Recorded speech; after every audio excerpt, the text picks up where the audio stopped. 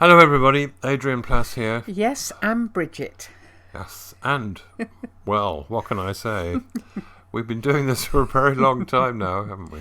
Well, we have. Can you remember when it started? And I know when we very first began, because it was in about March 2020, but we began Sounding the Shallows in July. That was No Shore in Sight, wasn't it? Which was daily. And we did that for 63 days. Yeah. But then, if you remember, we thought we were coming out of it in that June, so we started Sounding the Shallows, and this is now our 100th Sounding the Shallows. Sounding the Shallows. I mean, I feel we ought to have sort of balloons and balloons. Yeah, and sort of things, sort of big celebration. Actually, we're sort of sitting on the sofa as usual, aren't we? And we might have a gin and tonic in a bit. The dog is curled up next to us. Yeah, as the dog usual. spends, for the interest of those listening, our dog is really good when we do things like this. I've said that. She'll start barking in a minute, but she loves sitting with us on the sofa here. I think she barked last time. She really likes it. It's the 100th one, and we've had a couple of emails actually congratulating us on our century. Our century, yes. And someone who, a very nice friend of ours, has written a cricketing metaphor to cover it. He did. Because it's a century, you understand, for those who don't play cricket and those who are in countries where cricket is completely incomprehensible. This metaphor... Or those people to whom it is completely incomprehensible. What did I say? No, it was fine. You said countries. Right. And I'm thinking of all the people a bit like me. And people, yeah. This is a slightly over appreciative, this metaphor that our friend has written, but I thought it was very good, so I'll read it anyway. Yeah. This is what he says. I'm standing on the boundary, ready to applaud the century. All the more splendid after the 63 not out in the first innings. Although we did end that one, so whether we were out or not, I'm not sure. Anyway, he continues. The crowd has loved and appreciated your terrific partnership. Oh, my word. Thank you very much. Particularly against such hostile bowling. And is indebted to you for taking us through these strangest of times. Well, that is very kind, and because it's couched within the context of cricket. I know. I thought I'd read you've this got little to keep going with cricket poem, which I think I've done, I'm sure I've done before, but I'll read it anyway, particularly in honour of our friend who wrote that, and those who've been with us for a long time. And those who understand cricket. This. Yeah. So, this is it. It's called Cricket. I'm dying to live after living has ended. I'm living for life after death. Alive to the fact that I'm dead apprehensive. I'll live to the end of my breath. But what would life be were I no longer living, and death was no longer alive? How would I stick it without any cricket? How would I ever survive? Would I cross swords on some heavenly lords, with the angels of Holding and Hall? Would I face up to Lily without feeling silly, and even catch sight of the ball? Would a man with a beard, whom the bowlers all feared, redeem me from losing a sin? Yes, by grace we be saved. Famous cricketer in the past, distant past. Whom the bowlers all feared, redeem us from leaving a sin. Yes, by grace we be saved, as his century paved the way to a glorious win. I promise you, Lord, I'll never get bored, and I'll practice the harp. There, I've sworn. If cricket's allowed, I'll be back on my cloud the moment that stumps have been drawn. And do you know what?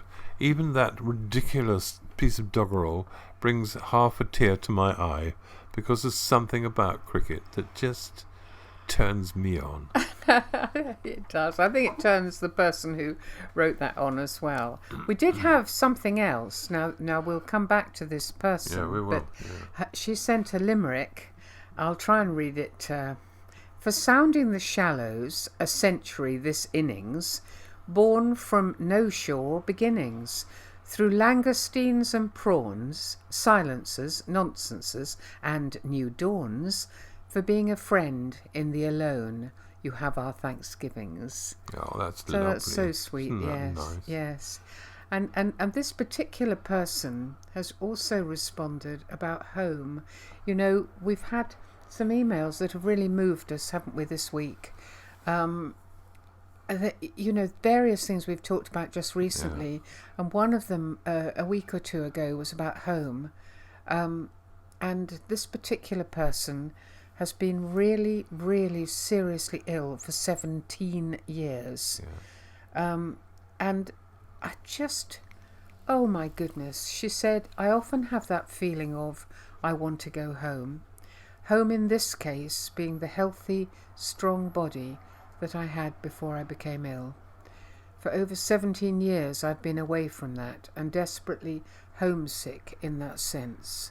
And I was thinking of your mum, who was in a wheelchair for 8 years after a series of strokes, and even a bit, you know, I mean, you were saying the other day, weren't you, it's so nothing like as bad, but you were saying you felt almost, you didn't use the words homesick, but you're almost grieving for being able to walk up a hill, or... Yeah, it is nothing compared to what this person is suffering, and many others. But you do, part of the process of knowing you're deteriorating and things are getting worse, there is a grieving process. And it's very odd, because if you believe that ability to do the things you did before is truly gone, it is a bit like homesick. So I do appreciate that little I lyric, do too, and I do and understand it also it, made me think. It made me think of lots of things, Adrian. Actually, it made me think of a very good friend of ours whose wife has dementia, and she no longer recognises him. And in a way, it is that same connected with homesickness of the time when home was both of them. And do you remember a friend of ours once said to us, it's an eye to catch across the room that That's you what don't she have missed. anymore. Yes, and then we had some other emails, didn't we, about cost, because we were talking about the cost. Well, one particular thing of leaving our friend Paul, who we've talked about before, and the most amazing guy who had giantism, and who we really did love very much, but who we knew would not understand when we moved north to Yorkshire to be part of Scargill community. And we had somebody really tuning into that, saying that they understood it completely, because they'd had a lifelong friend who has Asperger's, and they knew that he would never really understand. But what I loved was they had to leave in the same way. They had to leave. They felt called to somewhere else. And but what I loved, Adrian, was they said that this made me feel a little bit guilty, really, but they sent a weekly card and letters, weekly. Yeah, that's amazing. Every single week he had a card and a letter. And what she said was, by now he'll have received, getting on for 1,000 cards. It could be a bit of a fire risk if he's kept them all, which but he might have done. I mean, that is tremendous. Yes, really it is. It is, and it's finding a way through a situation that appeared to be all loss. I mean, she did talk about some other things, this person, more to do with other aspects of loss. But I thought that's right to say, yes, we're doing this, but we've got to find a way. Yeah. There was another one, people talking about the fact that well, it's hard to say it without perhaps saying too much, but they felt they had to hurt their very close friends through being obedient, and that was a test, and it was at great cost. And it's very hard, because when you're in the middle of making that decision, I don't know about them, but I don't think always 100% sure. But you have to go with what you feel is the right thing. So, and this person said the problem is that others will not always understand because it was not given to them. And I think most of us can relate to that sometimes something is really important to us, but you know that it's not going to be understood. I remember, Adrian, when I very first became a Christian and came home from feeling I'd given my life to Jesus, and my father said, well, I hope you're not going to stand on street corners like Salvation Army banging a tambourine. And because I was so full of something new and special, I found that quite terrible, but you know, I did But understand him and love it's him. exactly So. the same, isn't it, as with Jesus, and we've talked about it so many times, Mary and Martha, that the person Jesus, the man, probably would have loved to go back to Bethany Yes. and sort things out for them, but he I couldn't. don't think it's exactly the same, but I know what you mean. I think it's very close. I mean, it's the point where you say, "I've been told to do this. People Yes. aren't going to understand, Oh yes. but I have to do it." I really meant my so, particular thing of my yeah. dad and. I know. It just makes me sad. Yeah. Anyway, we also, I mean, we're all aware, and this home thing I think has hit so many of us because of the situation in Ukraine. And we had an email from someone. I'm not laughing about that. I'm laughing about the fact that she said that the roof collapsed onto the floor of the church in the evening, and she just said in the whole morning. Oh, no, in the evening. That's right. And yeah, she said it was a good thing it wasn't the morning, but Yeah. she said the whole congregation was in shock. I'm sure they Yes. were. What amused me about that is that she obviously hadn't quite thought that it looked as though she was saying we can dispense with the morning congregation. Yeah. Anyway, what she Yeah. actually said was that, and this is the sort of thing that brings it home, that she'd been praying about the church roof and suddenly had a picture or a vision of people in Ukraine, and it brought home to her that even though it was a terrible thing, it was nothing compared to our brothers and sisters in Christ who've lost everything. And I understand that completely, but I think we're doing it all the time, aren't we? When things are a bit difficult, we're thinking, yes, but at least we're not in Ukraine. But that doesn't mean that the things that are hurting us or troubling us. No, they have to survive together. And I was They talking do to have to somebody survive on together. the phone today Yeah. who is actually feeling physically sick because of Ukraine, and still trying to say, "Oh, I count my blessings," but you still have to put up with your own troubles, your own joys. They're there. They're part of what you are. Yeah, But we are supposed to mourn with those who mourn, and I you think certainly are. the more we get a bit of little glimpse of the heart of Jesus, the more these things do. Yeah. They do physically hurt. Yeah, they do. Absolutely. On a more cheerful note, Yes, come on, because this is our 100th thinking celebration. about the cricket. Yes, all right. Those who don't play cricket, but anyone who plays a sport where you occasionally have a wonderful moment will know Right. about this. When you play cricket, I can tell you, I loved playing cricket, but I was a very, very poor batsman, really. I loved being a batsman. Every now and then, you hit a ball and it hit the bat perfectly. Not often. It shows how good I wasn't. The fact that I remember just about every good shot I ever played. And I remember playing an off drive, which I'm not going to explain, and a hook, which I'm not going to explain, where the ball hits the bat perfectly. There is a sound that is magical. It flies away as though it has a life of its own. And there are cricketers now dreaming now with me. It flies either across the grass over the boundary or right over the boundary for 6 runs. And that wonderful, sweet moment is fantastic. And I was thinking about other things that have happened to us and others. That those sweet moments. I'll tell you one, which I will repeat the name of this place because it always made me laugh. There was a place near where we used to live called Butcher's Hole Bottom. Well, it didn't Now, just you make can you imagine laugh, it made our the sons laugh. Children found it absolutely hilarious. Incredibly funny. We're going to Butcher's Hole Bottom. Ah! No, actually, I believe they've changed They have changed the sign. name. Anyway, They have. we went there, and I remember I was very depressed. I can't even remember why, but it was absolutely sheeting down, the rain. And once we had abandoned ourselves to being wet, it was wonderful.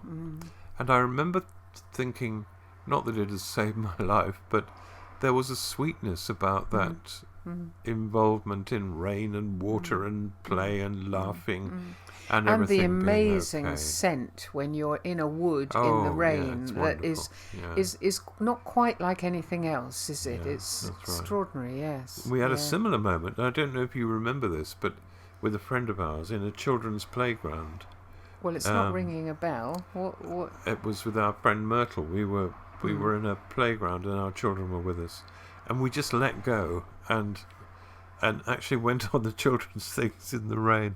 Adrian, I'm not sure I was there. Oh no! Well, it was either you or someone very much like you. No, but I remember that very well. Was rain does that for me? There we are. And so yeah, lots of sweet moments. I think rain does it for lots of people. I think puddles do it for children, and I think there is a memory of that gloriousness of jumping into a puddle that does remain in us. And one of our, I don't know if you could call this a sweet moment, but certainly one of our very favourite moments was always when it was really rough and the sea was really rough and the waves were really high, and we would go down to the bandstand and stand in the bandstand in Eastbourne at the seafront and wait for the waves to come crashing up against the barrier.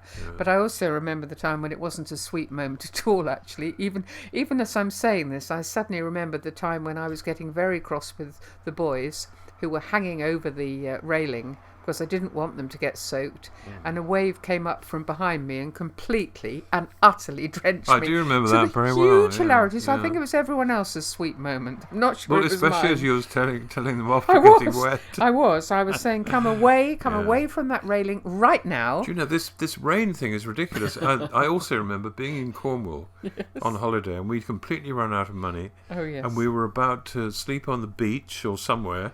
We really didn't have any money. No, and we were young. Can I? Oh no, we were young, yeah. And suddenly through the rain, I saw two friends of ours, and we met them after that, and they took us for a meal and found us a place to stay that night. They did. So it isn't all about rain. Makes us sound like no. But I think strange. those are the ones we've mentioned are moments when things didn't feel very good. Yeah, and then that's right. suddenly they were all right. They were all right, and I hope other people have got that. Yes. Do you remember our first piece of furniture? Yes, of course I do. Yes, of course I do. We didn't have any, did we? I mean, we were in a rented flat, and it was all pretty seedy furniture. But we decided we were going to buy our first piece of furniture, and it was a very ordinary little bookcase, wasn't it? But we thought it was wonderful. Yes, I mean, it was very ordinary, and we carried it between us a very long way, didn't we, from the shop where we bought it, very carefully into our little sitting room. It ended up actually being a sort of in the garage for boots, I think. It wasn't very beautiful, but those moments when something, it was so special. I remember writing once about a couple doing exactly that, carrying a piece of furniture onto a train. Oh, it was a table, wasn't it? To take it home, a table. Yeah. And they treated it like a baby, like someone special who they so loved it, and we did our piece of furniture. Yeah, I do remember that. Yeah. And we've told before the story of the miracle Mars bars, haven't we? When we were stuck. I think we have. Stuck at our very first. Very odd. I don't think it was a miracle. We've talked about getting soaking wet. We've talked about running out of money, and this story is another one of. No, I don't think I really want to talk about it again. No, it doesn't matter. Anyway, we found a way to get home again, or to get home, by using Mars bar packets and cashing them in. Yeah. But I'll tell you what, all the things we've mentioned there, Adrian, were when we were younger, and it's where are the magic, where are those moments now? And, we've come to this 100th thing, haven't we? And maybe we need to start looking out because all of us have been through so much. Yeah. All of us. Obviously not as much as somebody who's so ill or going through a really bad time. But so many of us have experienced loss, haven't we, through the COVID years, and so many of us are grieving for Ukraine, but to find these special, sweet moments that you've talked about. They are still around. They are still around, and sometimes maybe we need to be aware of them, notice them when they happen, and celebrate them. Yeah. I was trying to think of, we always try and think about Jesus a bit, don't we? He must be so pleased. If there were moments Jesus felt like that. And I did I did. What I think there are several. One of the ones that I never forget is after the conversation with the woman at the well, and he'd sat there tired and hot after a very long walk. And we know how far it was after going to Jerusalem, to Holy Land. It's a long way. And suddenly this lady turns up and he realises he's got a job to do instead of... Yes. And he's got rid of the disciples for once, gone shopping. Yeah. But afterwards, when she's gone back to her town, and he suddenly realises that it's all on, it's all happening. Yeah. The thing that he's come for is really, really going to happen. And after that, he has the 2 days in wherever she came Samaria, from. yeah. Samaria. And, yeah. So for him, there were moments like that. Of course there were. We don't have enough of them, do we? I mean, we just have to fill in the gaps so often, don't we? Knowing that when Jesus was with his friends, there's such a lightness of tone and such a... I always think of when they're walking through fields and just being together, maybe lighting a fire or chatting. I mean, we don't have all those bits. I only wish we did. But we do have them in our lives, and they are special. So we're lovely to hear from you as we start, and we are going to kind of carry on, aren't we? We are for a while, yes. So our 101st, is that, no, 101st. Yeah. We'd love to hear if there are any about your little... sweet moments. Yes, sweet moments. Sweet moments. Yes. And I'm sure there's more to come. And we'll see you next week. We will. Bye. Bye-bye.